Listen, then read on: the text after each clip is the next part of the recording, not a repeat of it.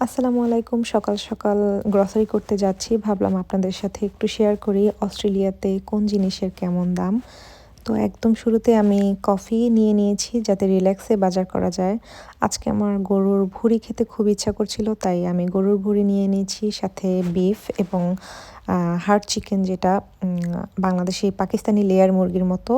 আর এর মাঝখানে হচ্ছে আমার ২টা পাতিল খুব পছন্দ হয়ে গেছে ননস্টিকের, এবং ২টার মধ্যে কনফিউজ থাকায় আমি ২টাই নিয়ে নিয়েছি। এটা হচ্ছে একটা ইন্ডিয়ান শপ। এখানে বাংলাদেশি প্রচুর গ্রসারি পাওয়া যায়, যেমন চাষি চিনি গুঁড়া, চাল, রাঁধুনি মশলা, বাংলাদেশি চানাচুর, মুড়ি, এগুলো। তো আমি এগুলো এখান থেকেই নেই। আর এই গোলাপ জামুন এবং ইন্ডিয়ান যে মিষ্টিগুলো, এটা আমার খুব পছন্দ। আমি এগুলো প্রত্যেকবারই নিয়ে নিই। আর দোকান থেকে বের হয়ে আমার মনে পড়লো যে আমি আমার ওয়ালেটটাই ফেলে এসেছি ওই দোকানটাতে। তো আবার দৌড়ে চলে গেলাম এবং লাকিলি পেয়েও গেলাম। আমি জানি না বাংলাদেশ হলে আমি এতক্ষণে এটা পেতাম কিনা। আর যে আমি কোলসে চলে এসেছি। কোলস হচ্ছে অস্ট্রেলিয়াতে আমাদের মতো মধ্যবিত্তদের একটা ভরসার একটা জায়গা, যেখান থেকে একটু রিজনেবল প্রাইসে গ্রসারি কেনা যায়। আমি আমার ম্যাক্সিমাম গ্রসারি এখান থেকেই কিনি। আর এখানে প্রচুর পরিমাণে এশিয়ান গ্রসারিগুলো পাওয়া যায়। আমরা বাংলাদেশি, ইন্ডিয়ান, এশিয়ান যারা আছি তারা আসলে যেসব খাবার খাই সেগুলো এখানে অ্যাভেইলেবল আছে। আমি আসলে পুরো মাসের বাজার একসাথে করি না। গ্রসারি আমি নিজেই করি। আমার ভালো লাগে গ্রসারি শপিং করতে। আর চেষ্টা করি মাসে ২ বার লিস্ট বড় বাজার করতে। কারণ একবারে এত কিছু কিনলে আমার বাসায় এত জায়গা নেই বাংলাদেশের মতো।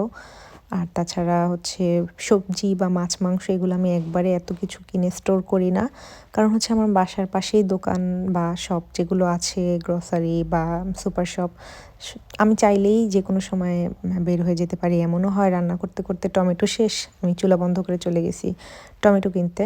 তো সেজন্য হচ্ছে আমি খুব বেশি প্রোডাক্ট একসাথে কিনি না। বিশেষ করে যেগুলো পচনশীল না সেগুলো একবারে কেনা হয়, বাট শাকসবজি, মাছ মাংস এগুলো আমি সপ্তাহের মধ্যে ১-২ বার করে কিনি, যাতে একটু ফ্রেশ খাওয়া যায় আর কি।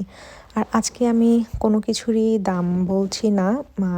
আপনারা যদি কেউ ইন্টারেস্টেড হয়ে থাকেন তাহলে আমাকে কমেন্ট করে প্লিজ জানাবেন। আমি চেষ্টা করব অন্য একটা ভ্লগে ডিটেলস কোন জিনিসের কেমন দাম সে সম্পর্কে একটা আইডিয়া দিতে, যদি কারো দরকার হয় সেক্ষেত্রে। আসলে অস্ট্রেলিয়াতে সব কিছুরই দাম আকাশ ছোঁয়া, মানে বাংলাদেশের থেকে মিনিমাম ৩-৪ গুণ বেশি। আর সবজির দাম তো মানে আনবিলিভেবল। আমার শুরুতে তো হার্ট অ্যাটাক হয়ে যেত সবজির দাম শুনে। মানে এত বেশি যে মাছ মাংস থেকেও অনেক অনেক গুণ বেশি। এর থেকে গরুর মাংস খাওয়া অনেক রিজনেবল।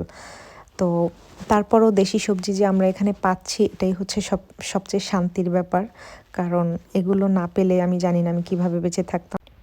অনেক কিছু বাজার করে ফেলেছি যেগুলো আমার একার পক্ষে বাসায় ক্যারি করা সম্ভব না, যদিও আমার বাসার দূরত্ব মাত্র ২ মিনিট হাঁটার দূরত্ব। তবুও হচ্ছে আমার হাজব্যান্ড এবং ছেলে আমাকে নিতে আসলো। তো এই ছিল আমার আজকের ভ্লগ। সবাই অবশ্যই কমেন্ট করে জানাবেন কেমন হয়েছে, আর পরবর্তীতে কেমন ভ্লগ দেখতে চান। Thanks for watching.